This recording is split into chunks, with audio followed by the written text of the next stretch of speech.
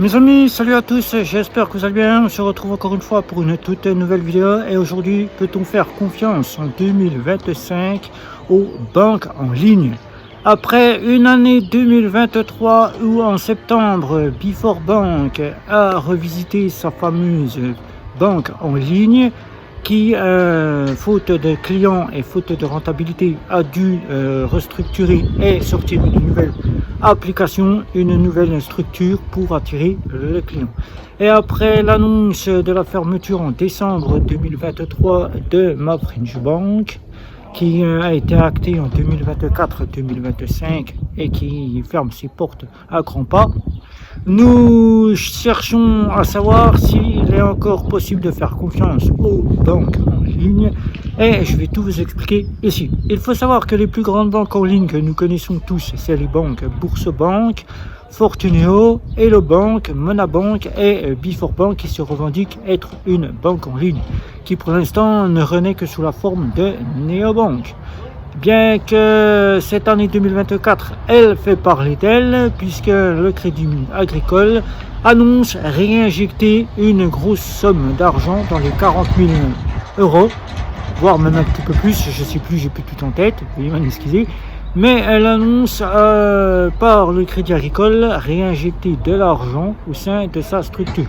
Peut-on encore leur faire confiance? Je dirais que ceux qui innovent, ceux qui sont toujours là, et qui arrive encore à avoir un bon grand nombre de clients, c'est-à-dire Bourse-Bank, qui lui arrive avec 7 millions de clients.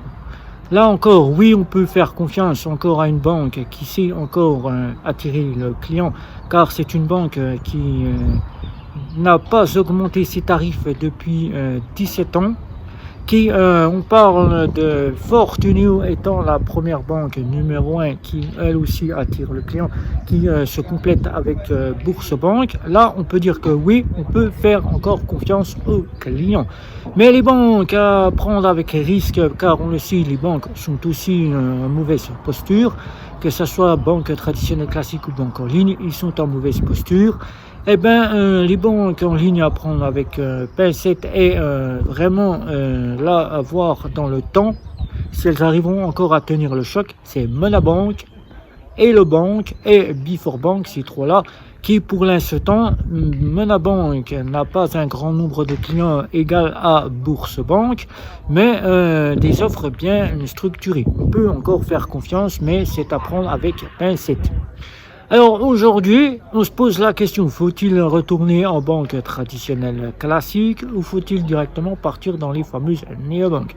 Là où l'heure où je vous fais cette vidéo, là où Revolut attire 4 à 5 millions de clients, qui a plus de 50 millions de clients dans le monde entier, en France 5000 clients, on se pose la question jusqu'à où nos banques en ligne vont-ils pouvoir tenir le choc face à nos fameuses néobanques? La réplique peut-être, les offres elles sont là, elles n'ont pas évolué depuis des années qu'elles sont créées, mais il va falloir répliquer grandement si vous ne voulez pas vous faire manger par la fameuse néobanque. Et ça, le compte Bourse-Bank l'a bien compris, car cette année 2025, le compte Bourse-Bank annonce sortir la crypto-monnaie au sein de sa banque en ligne.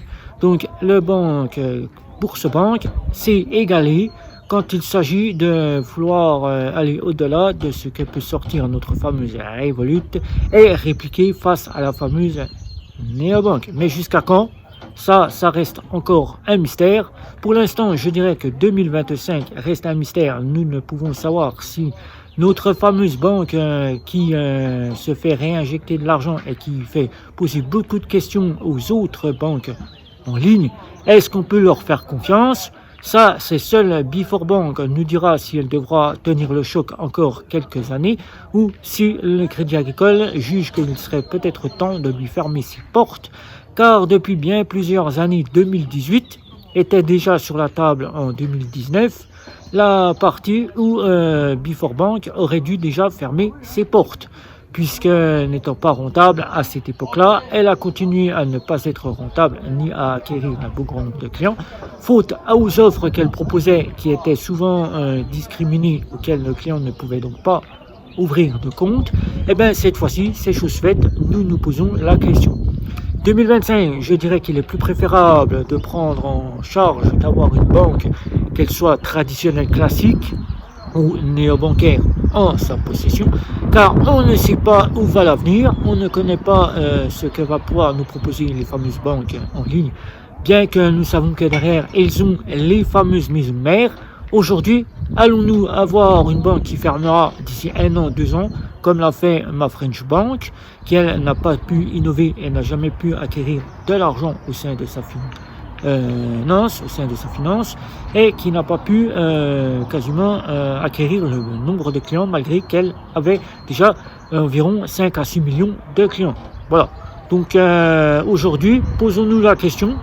Serait peut-être temps de se dire, est-ce que je quitte réellement ma banque traditionnelle classique, ou est-ce que je revois mon conseiller et je quitte justement la banque mais en la conservant en banque secondaire, ou bien je passe totalement en banque en ligne mais je ne sais pas l'avenir si je serai encore et si la banque tiendra le choc. Bien que l'innovation se fait peu, car les banques en ligne ont tout du domaine d'une banque, elles n'ont rien à prouver. Donc même si Bourse-Banque essaye d'égaler les néobanques et essaye de surmonter là, jusqu'à où pourront-ils aller? Ça, seuls eux peuvent le savoir. Alors, mesdames, messieurs, je dirais qu'aujourd'hui, moi, je suis ce que je vois tous les jours à travers les banques. Avoir une banque traditionnelle classique est la meilleure des choses à avoir dans son portefeuille, même si on ne l'utilise pas en compte principal, mieux vaut la déclarer en compte secondaire. Et le jour où la banque en ligne devra couper les bons et fermer ses portes, nous aurons la banque traditionnelle maison mère qui sera là pour nous secourir de suite et avoir un compte. Alors 2025, laissons le temps venir avec tout ce qui peut se prévoir dans les banques. Voyons ce qu'elles peuvent encore apporter de neuf pour égaler les fameuses fintech et les fameuses néobanques.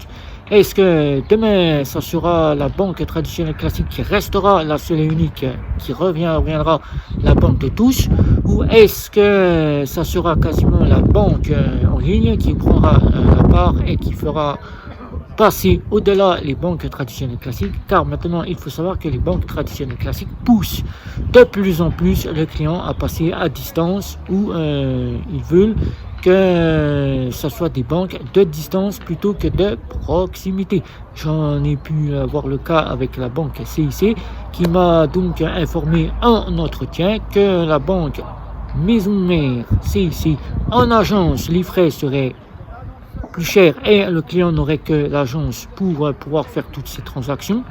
Il n'aurait que cette partie-là.